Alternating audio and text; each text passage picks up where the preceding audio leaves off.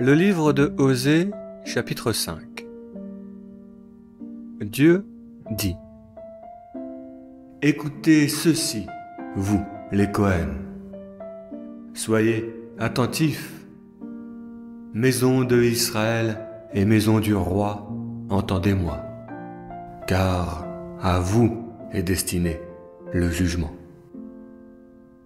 Vous avez fait du mont Mitzpa un piège pour les oiseaux du ciel, et du mont Tabor un filet tendu pour les capturer.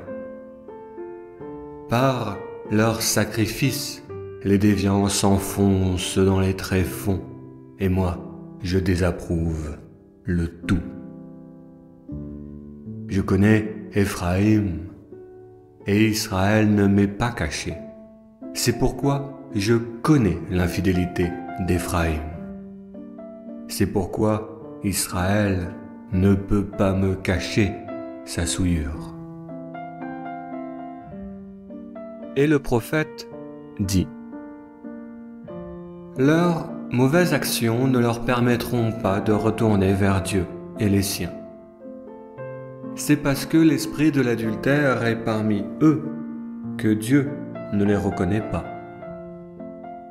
L'Ibris de Israël a témoigné contre lui-même. Israël et Éphraïm trébucheront de leur perversité. Ils emporteront Juda avec eux. Ils marcheront avec leurs brebis et leurs bœufs à la recherche de Dieu, mais ils ne le trouveront pas, car Dieu s'est retiré d'eux. Parce qu'ils ont engendré des enfants étrangers à la vertu, ils ont trahi Dieu. Désormais, l'obscurité de la nouvelle lune dévorera leur territoire. Et Dieu dit: Soufflez du corps à Gibéa et de la trompe à Ramma. Criez l'alarme à Bethaven. Regarde derrière toi, Benjamin. Au jour de la punition, Éphraïm deviendra une ruine. J'annonce et je confirme aux tribus de Israël que je ferai pleuvoir les torrents de ma colère sur les ministres de Juda qui ont déplacé les bornes antiques qui marquent les frontières entre les territoires des tribus de Israël.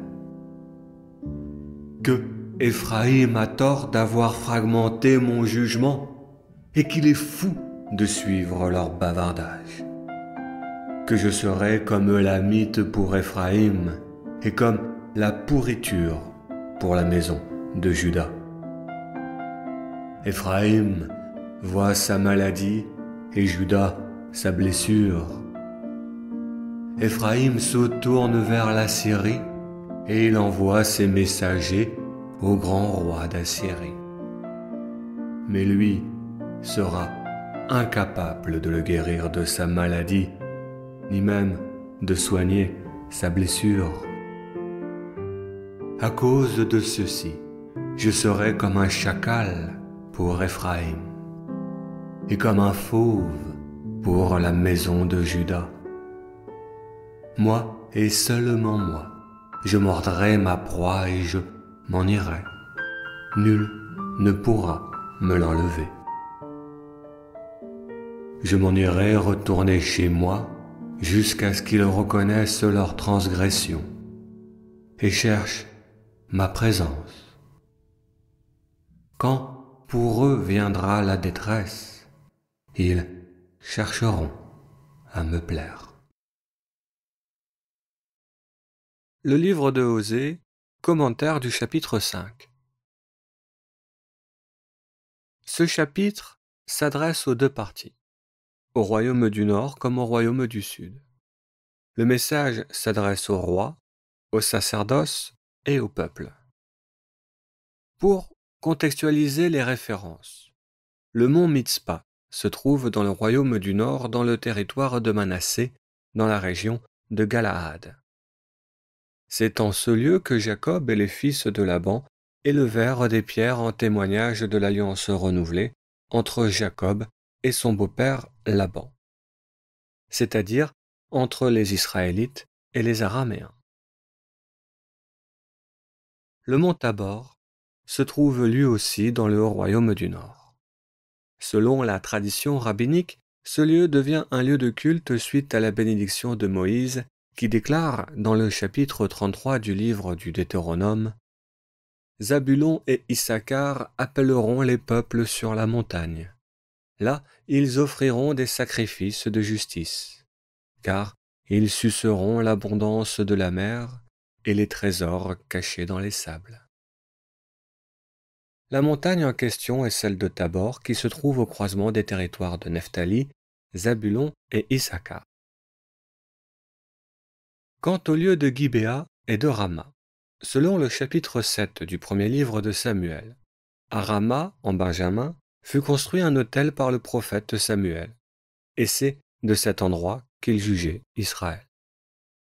Quant à Gibéa, cette ville est au centre de la guerre civile entre la tribu de Benjamin et les autres tribus d'Israël. La crise avait pour origine le Lévite non nommé, et, après les combats, un autel sera levé en témoignage de la nouvelle alliance retrouvée entre les tribus d'Israël. Ces deux villes se trouvent sur le territoire de Benjamin. Face au silence des tribus du royaume du Sud sur le sujet de l'infidélité de Éphraïm, Osée prophétise que l'infidélité de Éphraïm fera la ruine de toutes les tribus d'Israël, aussi bien au nord qu'au sud de Jérusalem.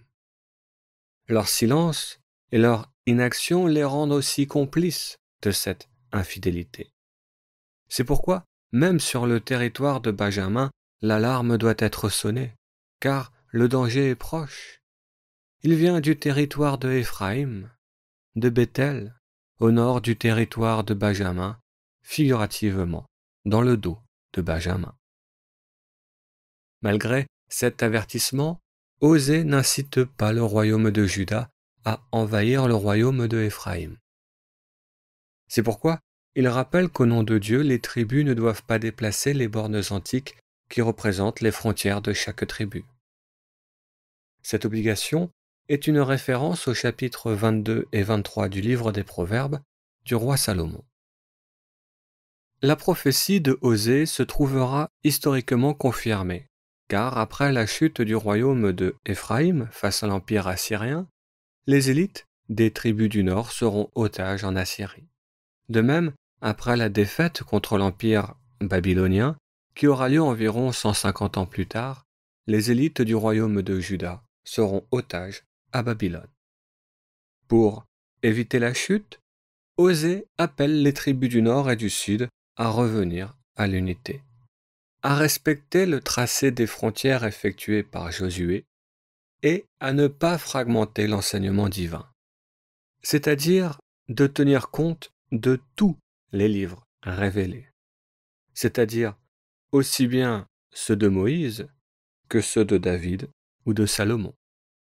Car les Lévites du Nord, pour justifier leur caste dans la société, souhaitaient articuler le culte des enfants d'Israël uniquement sur les 5 livres de Moïse, que l'on appelle en hébreu la Torah, et qui signifie en français l'enseignement divin. Or, cet enseignement évolue et se peaufine à mesure des livres révélés. C'est pourquoi le fait que David et Salomon aient abrogé certains des règlements de Moïse ne doit pas être occulté ou retiré du canon officiel. La maladie de Éphraïm, c'est son infidélité au jugement de Dieu. La blessure de Juda, c'est d'être sectionné du nord. Sans le nord, le royaume de Dieu n'est pas entier. Il est blessé.